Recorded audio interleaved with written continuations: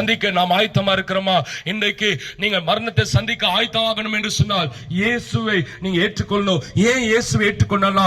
அவர் மரணத்தை சந்தித்தார். அவர் ஏன் மரணத்தை சந்தித்தவர் நமக்கு தேவைன்னா, அவர் மரணத்தை சந்தித்து அவர் மறித்து அவர் அப்படியே கல்லறையில் இருக்கல, அவர் மரித்து உயிரோடு எழும்பிட்டாரு.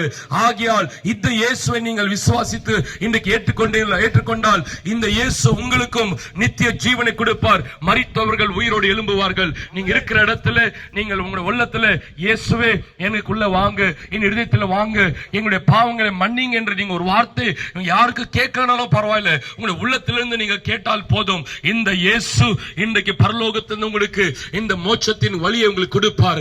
ஆண்டவரே, இந்த சத்தத்தை கேட்டுக்கொண்டிருக்கிற இங்க சகோதர சகோதரி, இங்க பெரியவங்க சிறியவங்க, ஓ அன்றே அன்பான தாய் தகப்பனுக்காக இன்றைக்கு நாங்கள் இந்த பட்டணத்தை இந்த கிராமத்தை நேசித்து நாங்கள் வந்திருக்கிறோம். இங்க இருக்கிறதான எல்லா குடும்பத்தை நீர் நேசிக்கிறீர், எல்லா ஜனங்களையும் நீர் நேசிக்கிறீர். அவங்க சந்தோஷமா இருக்கணும் என்று நீர் விரும்புகிறீர். அவங்க வீட்டில் சமாதானம் கொடுக்க நான் வந்தேன் என்று சொன்னீரே.